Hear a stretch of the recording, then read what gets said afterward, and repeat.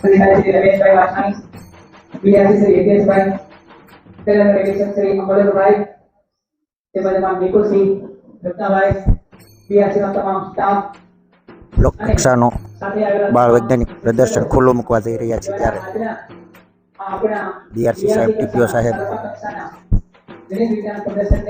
તેમના શુભ હસ્તે ખુલ્લું મૂકવા જઈ રહ્યા છે. આપણે જો તેના કાર્યોના વધાવીએ તમામ મહેમાનો અધિકારીઓ નિદર્શન કરી રહ્યા છે.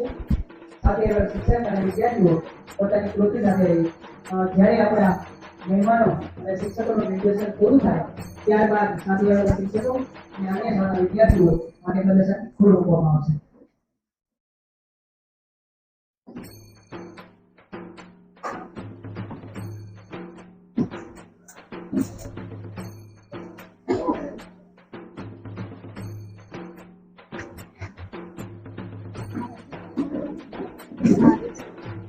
આજના આપણા બાળ વૈજ્ઞાનિક પ્રદર્શન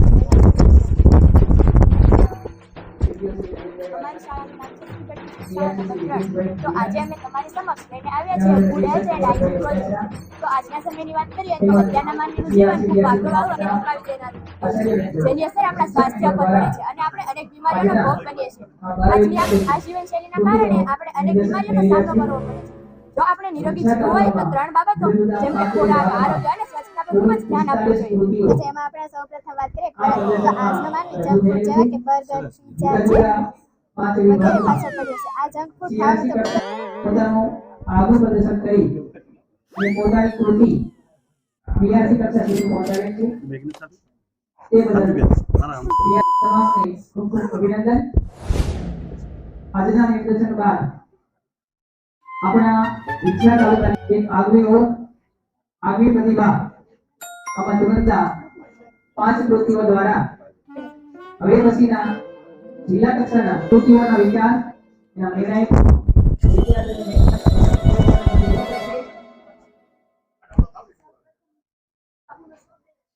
પણ 45 કૃતિઓમાંથી આપણે 5 કૃતિઓ જિલ્લા કક્ષા સુધી મોકલવાની હોય. એ કામ આપણે કીધેલું હતું કે વાવાઝોડું અત્યારના સમયમાં બાળકોથી લઈને મોટા અને પુરુષ માણસો પણ જંક ફૂડ વધારે અને બહારનું ખાય છે, જેથી તે નાના સમયમાં જ રોગના ભોગ બને છે. આની ઉપયોગિતા એ છે કે કયા ખોરાકમાંથી વિટામિન, ચરબી અને પ્રોટીન મળે છે તે જાણવા માટે આપણને મદદરૂપ થાય છે. મિલ્ક એન્ડ ડેરી ફૂડ, દૂધ અને દૂધમાંથી બનતી વાનગીઓ. વેજીટેબલ્સ, પોટેટો, સ્ટાર્ચી ફૂડ, શાકભાજીમાં બટાકામાંથી વધુ પ્રમાણમાં આપણને સ્ટાર્ચ જોવા મળે છે. Fish, egg and non dairy source of protein, માછલી, ઈંડા અને માંસ ખાવાથી આપણને પ્રોટીન મળે છે. Greens and pulse source of protein, કઠોળ, અનાજ અને ડ્રાયફ્રૂટ્સ ખાવાથી આપણને પ્રોટીન મળે છે. Orange, strawberry, banana source of vitamin C, નારંગી, સ્ટ્રોબેરી અને કેળા ખાવાથી આપણને વિટામિન સી મળે છે. પ્રોટીન ખાલી માંસમાંથી ખાવાથી જ મળે, બીજું કંઈ ખાવાથી મળે? સ્વાભાવિક છે કે આપણે બધા શાકાહારી છીએ, તો પ્રોટીન શેમાં મળે? પછી શાકભાજી ઉદાહરણ આપી શકો?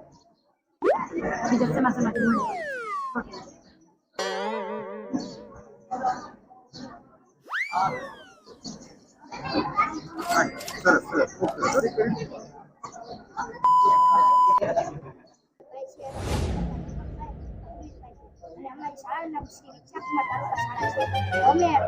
આજના સમયમાં ફેક્ટરીઓ બહુ વધુ વધી ગઈ છે, જેથી આપણે પીવાનું પાણી ઓછું થઈ રહ્યું છે. એટલા માટે ફેક્ટરીમાંથી નીકળેલું ગંદા પાણીમાંથી શુદ્ધ પાણી પદ્ધતિ આ પ્રોજેક્ટમાં બનાવેલી છે. આ ફેક્ટરીનું ગંદુ પાણી ટેન્કમાં જમા થઈને આ મોટા પથ્થરોમાં જાય છે, જેથી તેમાંથી નાના કચરા હોય તો તેમાં અટકાઈ જાય છે અને પાણી શુદ્ધ થઈ જાય છે. નાના પાણામાં જઈને પણ થોડું શુદ્ધ થઈ જાય. કોલસા સુધી આવે ત્યાં સુધી પાણી 50% શુદ્ધ થઈ ગયેલું હોય છે અને ત્યાર પછી આ રેતીમાં જાય છે, ત્યાંથી વધુ સપ્ટેમ્બરમાં સર્વે જાય અને ત્યાંથી આ શુદ્ધ પાણી ટેન્કમાં જમા થઈ જાય અને પછી ટેન્કમાંથી આ ઘરોમાં શુદ્ધ પાણી મોકલવામાં આવે છે. ક્યાં બનેલી આ ટેકનોલોજી? ખાલી પૂછ્યું છે. ક્યાં એનો ઉપયોગ થાય છે એમ હવે ક્યાં છે ઓકે થાય છે ઉપયોગ થાય છે કે મોટી સિટીઓમાં થશે. મોટી સિટીઓ આનું કે મોટી સિટીઓ ન હોય અને આપણે નાની સિટીમાં હોય થઈ શકે ખરા થઈ શકે. આનું વર્કિંગ મોડેલ છે તો તમને શરૂ કરીને દેખાડું. આ ઘર ચાલુ રખાય ને અમે કે ના પડે વર્કિંગ મોડેલ હોય તો ચાલુ જ રાખો.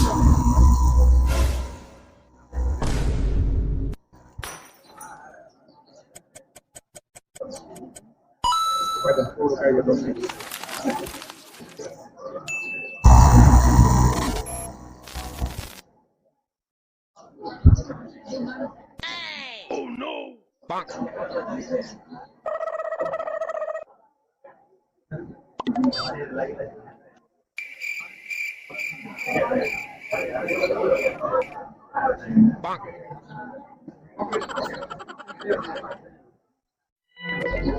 ખાલી કચરો દૂર થઈ બેક્ટેરિયા દૂર થઈ શકે સૂક્ષ્મજીવો દૂર થઈ શકે.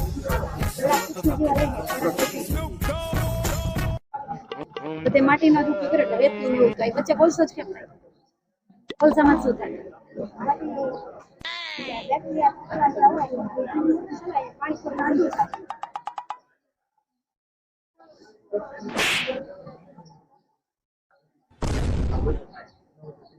પાના સિવાય બીજું કોઈ રાખી શકાય? પથ્થર સિસ્ટમ રાખે એની સિવાય કોઈ બીજું રાખી શકાય? આ જે આ બેક્ટેરિયા છે હોય પાણા જેવું હોય તો પાના સિવાય કે બીજી વસ્તુ કઈ કઈ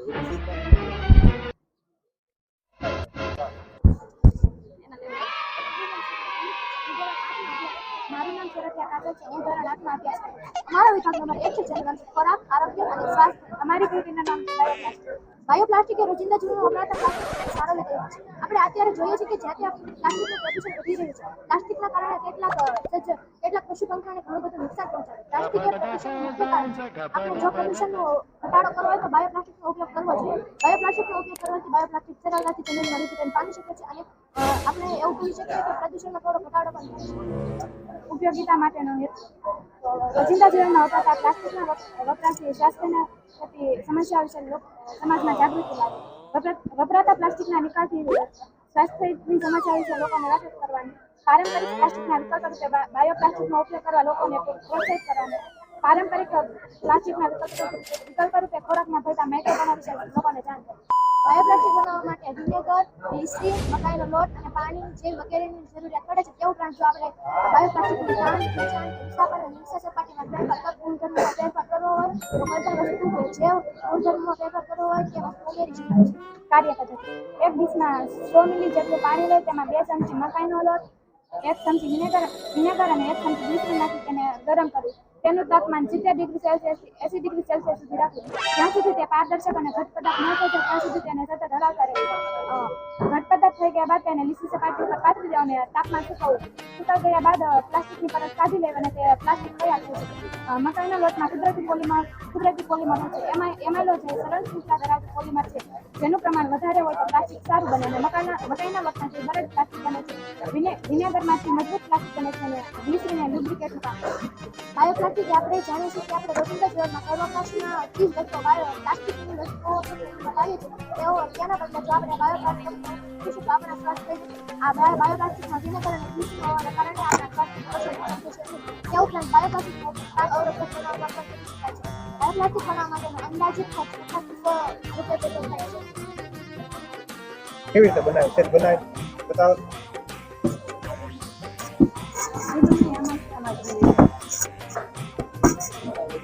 આ 100 મિલી જેટલું પાણી.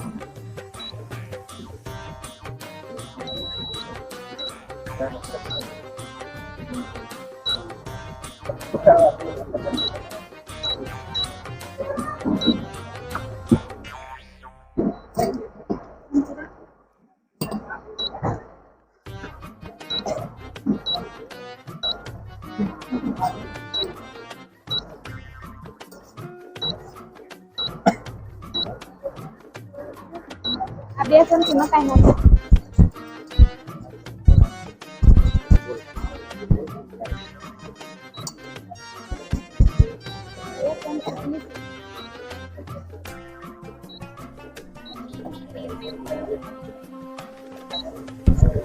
એક ચમચી વિનેગર.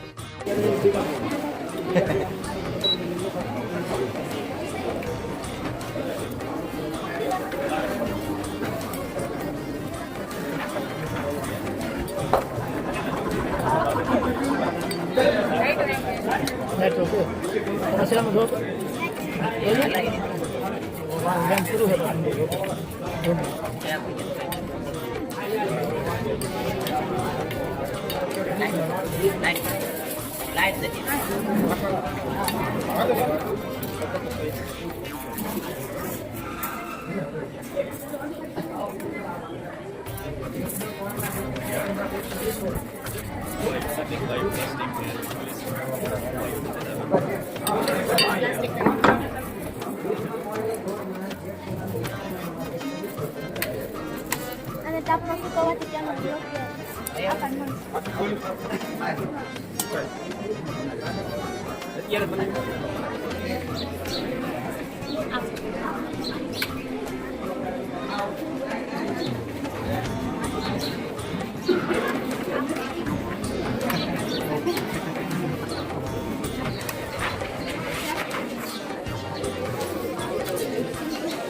વિભાગ તમારો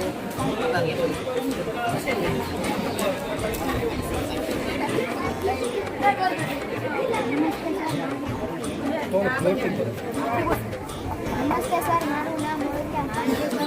મારી શાળાનું નામ શ્રી સાક્ષાત્મા તાલુકા શાળા છે. હું નવરાત્રમાં અભ્યાસ કરું છું.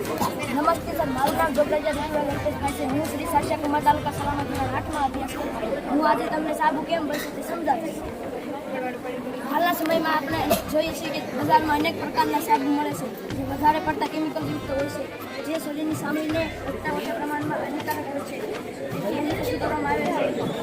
સ્મૃતિમાં કુદરતી વનસ્પતિ અને વન્ય પેદાશોનો ઉપયોગ કરી સાબુ બનાવવાની સ્મૃતિ રજૂ કરવામાં આવી છે. સાબુ બનાવવા માટે સાધન સામગ્રી સાબુ બનાવવા માટે સોડિયમ હાઇડ્રોક્સાઇડ, ગ્લિસરીન, તુલસીના પાનનો રસ, લીમડાના પાનનો રસ, ગુવાર પાવડર, કેસર, ચંદન, લીંબુ, રીઠા વગેરે. સાબુનો બેઝ બનાવવાની રીત. સાબુનો બેઝ બનાવવા માટે સૌપ્રથમ આપણે 50 ml પાણી લઈશું. તેમાં 10 થી 15 ગ્રામ સોડિયમ હાઇડ્રોક્સાઇડ મિક્સ કરવું. આ મિશ્રણમાં 2 ચમચી ગ્લિસરીન ઉમેરવું. ત્યારબાદ તેમાં 70 ml પાણી ઉમેરી 24 બેઝ બનાવવા માટે પહેલા સોડિયમ હાઇડ્રોક્સાઇડ નાખવાનું. બેઝ ઓલરેડી નાખવાનું. સળવાનું નામ તો પહેલી સોડિયમ હાઇડ્રોક્સાઇડ બનાવવાનું છે. બીજે કઈ ઓપ્શન સોડિયમ હાઇડ્રોક્સાઇડ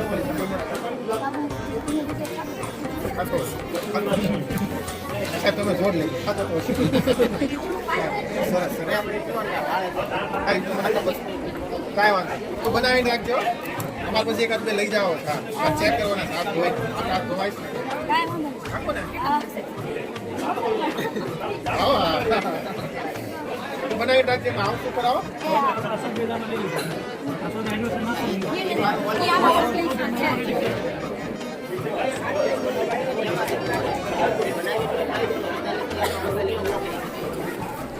હાલો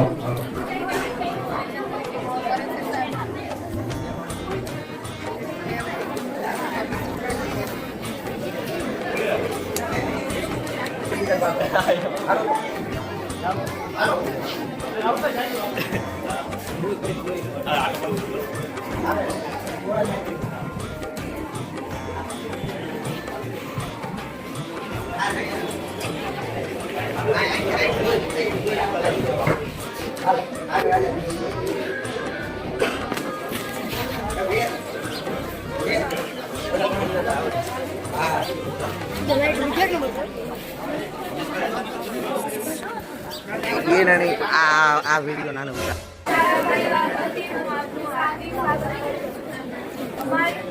અમારી કૃતિનું નામ છે સુપર ફૂડ મિલેટ્સ. નાના બીજ ધરાવતો છોડ જેના નાના દાણા હોય છે જેને શ્રી ધાન્ય અથવા તો તૃણધાન્ય પણ કહેવામાં આવે છે.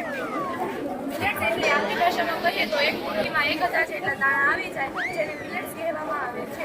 વર્ષો પહેલા આપણા ભારતમાં મિલેટ્સ વપરાતા હતા. આધુનિક સમયમાં આપણે ખેતી કરવા ગયા છીએ. ખાદરવાલી સાહેબના વિસ્તાર પ્રમાણે જેનો રેશિયો 10 થી 8 હોય છે તે ઉત્તમ કરવામાં આવે છે. જેનો કાર્બોહાઈડ્રેટ્સ નથી ફાઈબરનો રેશિયો 10 થી ઓછો હોય તે ઉત્તમ ગણવામાં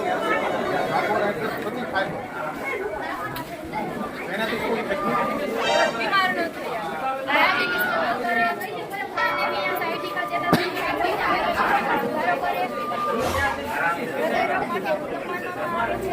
મિલેટ્સ ઉગાડવામાં વધુ પાણીની જરૂર પડતી નથી. મિલેટ્સ ઉગાડવામાં રાસાયણિક ખાતર કે રાસાયણિક દવાની જરૂર પડતી નથી. તેથી જમીનની ફળદ્રુપતામાં પણ સુધારો થાય છે.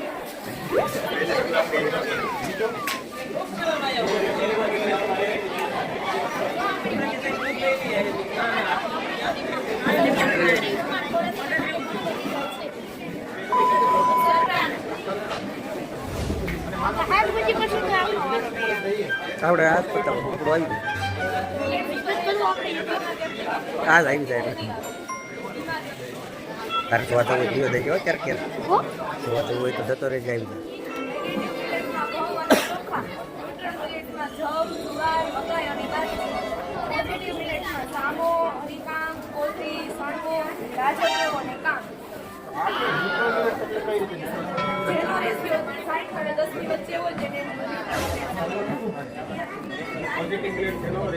દસથી ઓછો હોય તેને પોઝિટિવ મિલેટ્સ કહેવાય. 60 થી ઉપર રેશિયો હોય તેને નેગેટિવ મિલેટ્સ કહેવાય. કાર્બોહાઈડ્રેટનું પ્રમાણ સુધારે. તો મિલેટ્સમાંથી ક્યાં ક્યાં મળે? ખાલી કાર્બોહાઈડ્રેટ માનો કે નથી મળતું, તો એની શું હોઈ શકે? આપણે કીધું કાર્બોહાઈડ્રેટ બરાબર છે, પછી તો ફાઈબર નથી, ફાઈબરનો રેશિયો ઓછો છે, તો મિલેટ્સમાં શું આપણને મતલબ ક્યાં એવા આપણને રાસાયણિક ઓલા મળે જે આપણા શરીર માટે ઉપયોગી છે? બધામાંથી કોમન જ મળે કે અલગ અલગ મળે?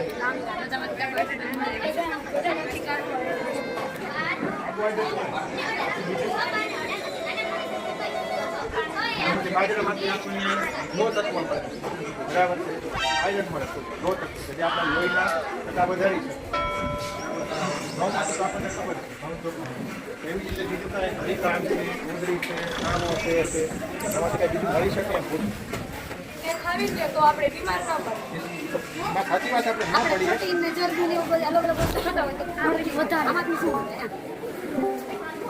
કયા પોષક તત્વો વિટામિન સી મળે? જો સાચી વાત છે, આપણે બીમાર ન પડીએ તો બીમારીની સામે રક્ષણ માટે આપણને આપણા શરીરમાં કાંઈ હોવું જોઈએ કે જે આપણે બીમારી સામે રક્ષણ આપી શકીએ.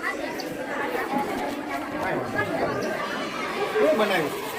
ઘરે જ બનાવી તો તમારા જમવાનું થઈ જ. સ્વાદિષ્ટ જ છે સાહેબ ટેસ્ટ કરી જુઓ શું બનાવ્યું છે? બીજું ખબર પડી. બીજું વાળું બાજરીના ભજીયા અને આ નાગલીના લોટના શેરો. નાગલીના એ શેરો કંઈક અલગ જ નાગલી આ બાજરીના લોટ. આ પછી રવાના રોટના ઢોકળા.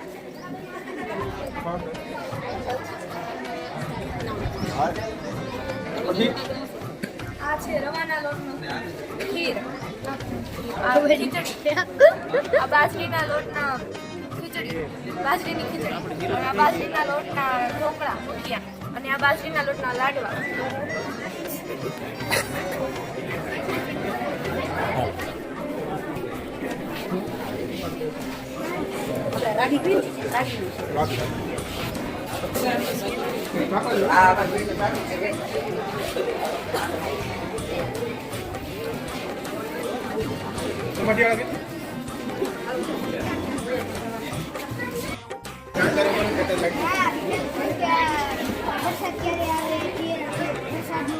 હવામાન જાણી શકાય. આદિત્ય છે તો પછી સેટેલાઇટ ખાલી બે કામ કરે, હવામાન, વાતાવરણ, બીજા કોઈ માટે સેટેલાઇટ હોય ક્યાં માટે?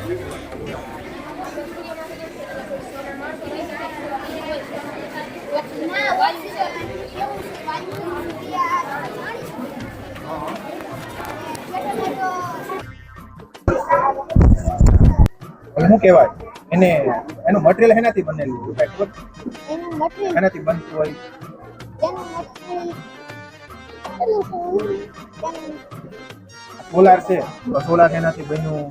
સેટેલાઇટ ની અંદર બધું આ બધું અંદર તો કાંઈક નાખતા હશે ને, એનાથી બનતું કાંઈ ખબર? સોલાર એવું કાળું કાર્બન હોય છે જેમાં આની અંદર આવેલું હોય છે, તેનાથી આમ ઉર્જા થાય છે. એનું તો તડકો પ્રકાશ આવેલો એટલે એનો પાવર અંદર બધા વસ્તુ છે ને બનેલી.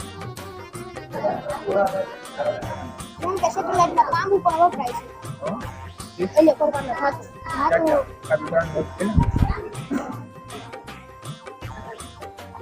ક્યાંથી લોન્ચ થાય સેટેલાઇટ? સેટેલાઇટ ક્યાંથી લોન્ચ થાય? જ્યાં એક રોકેટ હોય છે અને તેનું સ્ટેન્ડ બનાવેલું હોય ત્યાંથી તેનો ટાઈમ ગોઠવેલો હોય, ફિક્સ ટાઈમ હોય. જેમ કે આ રીતે ઈસરો રોકેટ આપણે છોડ્યું ત્યારે 2:15 થી છોડવા ઉપર જવાનું હતું, તેમ એ રોકેટનો ટાઈમ ગોઠવેલો હોય. જેમ એ ઉપર જાય તેમ એની મિસાઇલ ગન છૂટી પડી જાય છે અને આ એક નાના કીડા રાખે છે. એક વખત આને છોડવામાં આવે તો એ પાછું આવવાની શક્યતા બહુ નહીં. પાછું નથી આવે. તમે કીધું તમને નીચે આવી જાય પાછું. ના, નથી નથી આવે. ઈસરો ક્યાં આવ્યું? બાંગ્લાદેશ બાંગ્લાદેશમાં આવ્યું. ઈસરોનું નામ શું?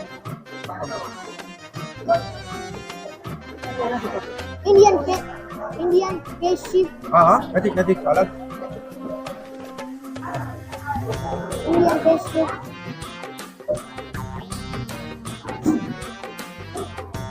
કાંઈ વાંધો નહીં. ઈસરો બાંગ્લાદેશમાં નથી. ઈસરો ક્યાં છે? ભારતમાં છે. ક્યાંથી થાય છે? સતીશ સ્પેસ ધવન.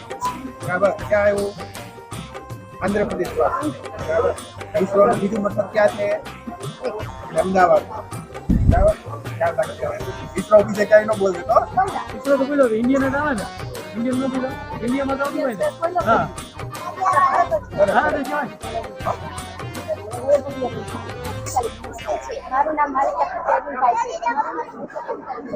અમે શ્રી દેવજી પ્રાથમિક શાળામાંથી આવ્યા છીએ. મારા પ્રોજેક્ટનું નામ એક્સેલન્સ શાળા છે.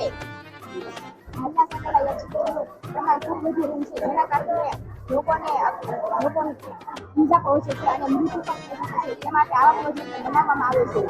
આ પ્રોજેક્ટ અમે થર્મોકોલ બેટરી, વાયર, કુટું, ગમ, કાગળ વગેરે વસ્તુઓ ભરાવેલી છે. આ ગાડી પેટ્રોલ અથવા ડીઝલ વડે ચાલતી ઇલેક્ટ્રિક ગાડી છે. આ ગાડી અકસ્માત માટે કામ આવે છે. આ સેન્સરના બરાબરમાં જે વસ્તુ આવે ને ત્યારે ગાડી ઓટોમેટિક ઊભી રહી જાય છે. અને જ્યારે ગાડી બરોબરમાં જે વસ્તુ આવી જાય ને ત્યારે ગાડી ઓટોમેટિક ઊભી રહી જાય છે.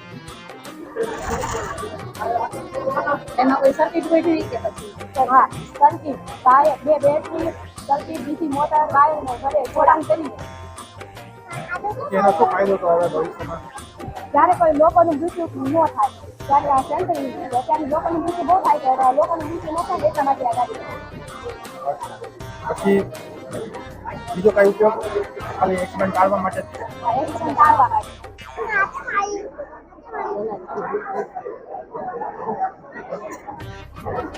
ગાડી ફૂલ સ્પીડમાં જતી હોય તો સામે દૂર કઈ વસ્તુ ભલે વચ્ચે કઈ ખબર પડી છે સામે છે. એ સ્પીડની લિમિટ હોવી પડે. આમાં સ્પીડ લિમિટ બાંધવાની છે. હા, સ્પીડની લિમિટ હોવી પડે. બહુ સ્પીડમાં ગાડી હોય તો પછી ગાડી અને નજીક કોઈ વસ્તુ આવી જાય તો કઈ એક્સિડન્ટ થાય. ના આમ ઊભી રહે છે પણ ગાડી દોડ શકાય એની સ્પીડની લિમિટ હોવી પડે. તમારું નામ શું? દાદા વસીતા હેમિટ દેવ ભારતી દેવન્ય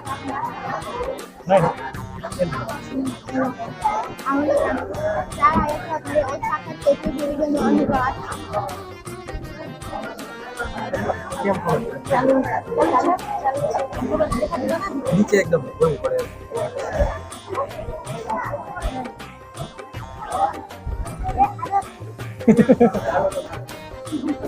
હા તો આનાથી શું ઇફેક્ટ થાય? વિડીયોનો અનુભવ હા પછી બીજું?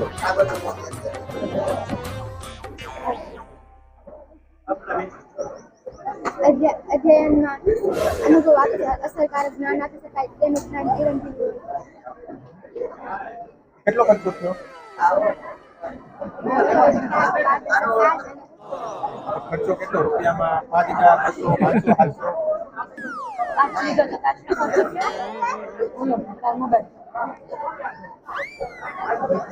પછી બીજું?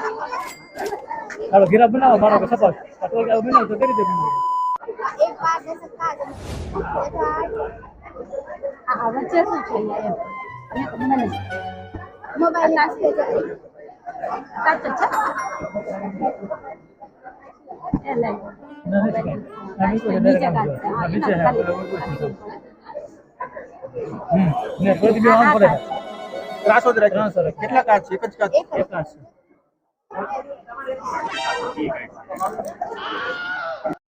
ઇલેક્ટ્રિક કાર અને સોલાર પેનલથી ચાર્જ કરવો. જેના સાધનો છે electric car, thermal system, solar charger, DC કરવા અને થર્મલ સિસ્ટમ તેના સાધનો.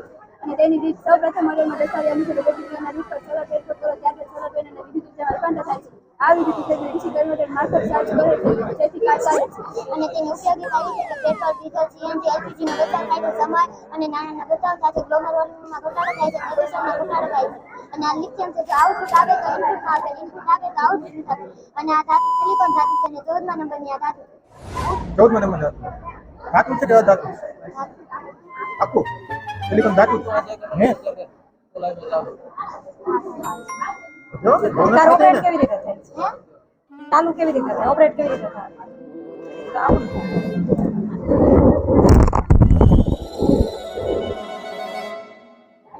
માનો કે સિલિકોન નથી, બીજી કોઈ ધાતુમાં આવા ગુણ ખરા? સિલિકોનમાં જ છે. સિલિકોનમાં સિલિકોન ક્યાંથી મળે આપણને? સિલિકોન એટલે રેતી. કઈ રેતી? ગમે એ રેતી તો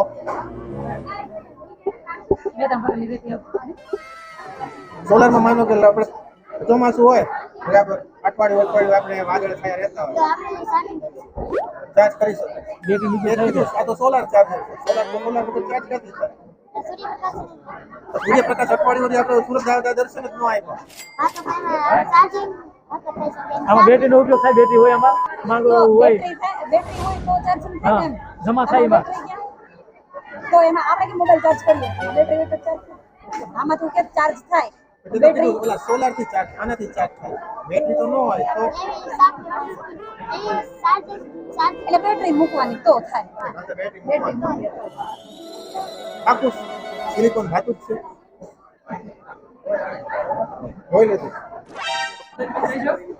હા હા હા આ બે બાકી છે. પછી અંદર એક જ રહે.